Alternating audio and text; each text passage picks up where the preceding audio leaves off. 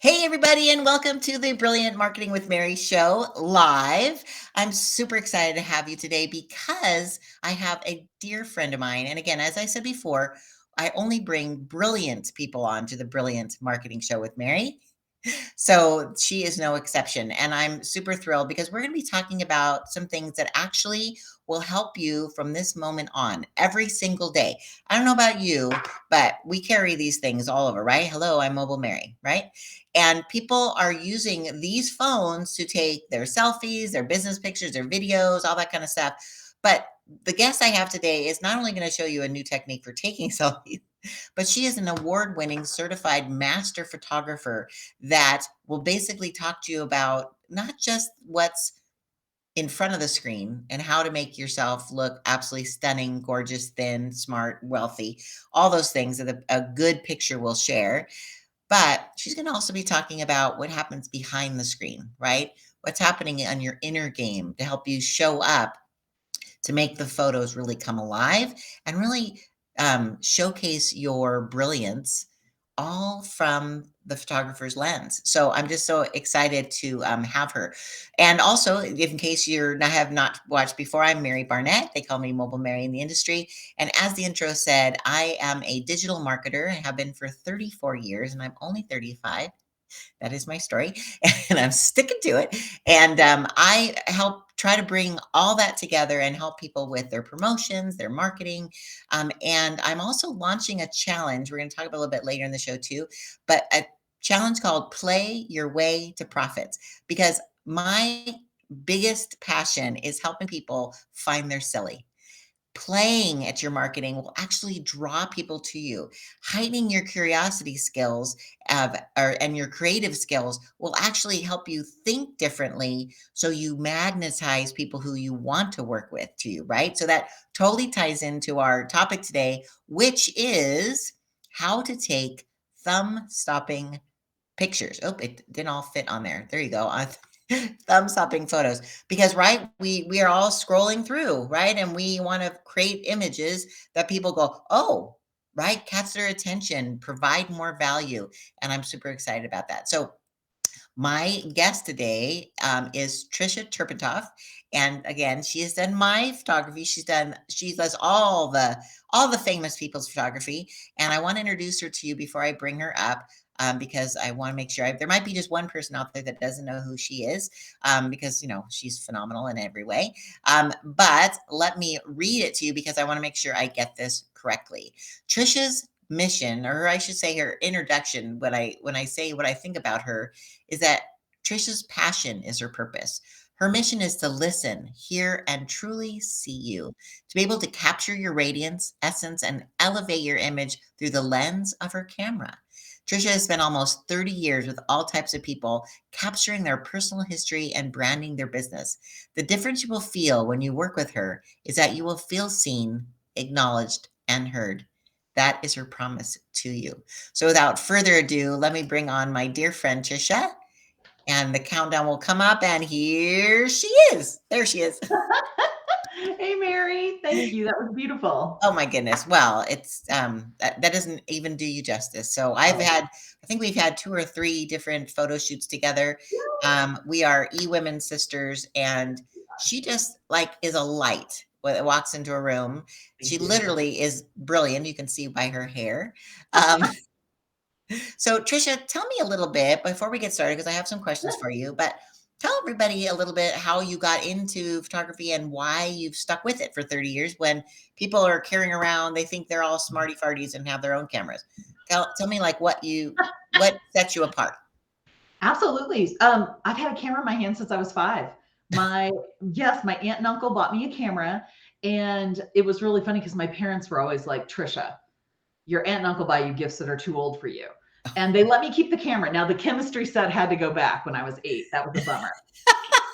But the camera stuck. They bought me a Kodak 126. It was an Instamatic, and I have one too. I still have it. It's like oh my this gosh, big gray. yeah. Love it. It's like, yep, I have a couple of them sitting on shelves in one of the rooms. Oh yeah, I still have it.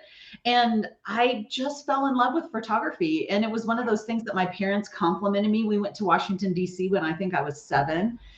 And it stuck.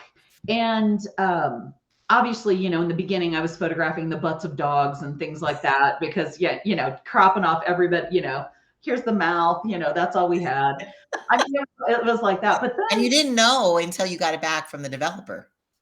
yes, because Remember? I started in the film days. Oh my gosh, film was very exciting. I have to tell you, I love digital because I have more control.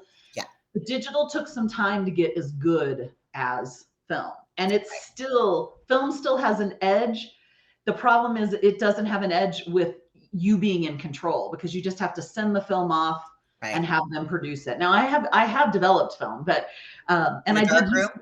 yes, in the I dark did that in room. high school. You went in the dark Oh room and you had to put the chemicals on or whatever, and yeah. it just turned out to be a place people made out in. The Ah! dark room, we're like, Gosh dang it. "Meet Why you did I, there." uh dang, I should have done that. What was I doing? I was printing pictures in there. Fool, I fool. know. What was I thinking? Now, Now by the I'm way, I'm not saying I was one of those. I was jealous of all the girls who were bringing who boys are doing. boys in there. I'm like, and you had to wait your turn. It said occupied, and you're That's like, funny. Oh, wow. "Yeah, Yeah, we were actually really lucky. We had quite a few enlargers at our high school. I mean, we had a good sized photography program. yeah, And then I went to college. I actually went to a 4-year college for photography, which is totally unusual because I mean, there's no, your level of entry into photography. You get a camera, you learn how to use the ISO, the shutter and the aperture, and you can go. I mean, really, to start, you just need an eye and you need to understand your equipment. And I was blessed enough to get to go to college for that. And so I mean, it was super fun. We had big dark rooms and I got to bring my sorority sisters in and photograph them with Hasselblads. Oh, my favorite camera. hustle. What is that?" It's called Hasselblad. So there were medium format cameras that professional photographers used before digital 35 millimeters were a big thing. And Hasselblad was one of the leaders, and Mamiya, and also Bronica. Those were three of the biggies. Yeah, Pentax even had some medium format cameras, but Hasselblad was a square format, and it was used by Ansel Adams. And so, yeah. Oh, wow. Mhm. I never heard that before. That is so cool. Well, I mean, when you're in it, you just know all that stuff. You're a photographer geek. Well, I'm a total nerd about history of photography. And I actually had, oh my gosh, I had the best history of photography class. I was in St. Louis at the time, and it was my second year of college. And I was at a community college that year before I moved to a 4-year after that. And what was the 4-year? The 4-year was University of Central Missouri. Okay. Yeah. And so I was at the community college in St. Louis, and there was this studio that the second brother, it was called the Block Brothers, and the second brother had passed away, and the history museum had taken everything they wanted, but they had all these 5x7 glass negatives that they gave to the school, and we got to print them. It was so cool. It just, Glass negatives. yes, they were 5x7 glass negatives.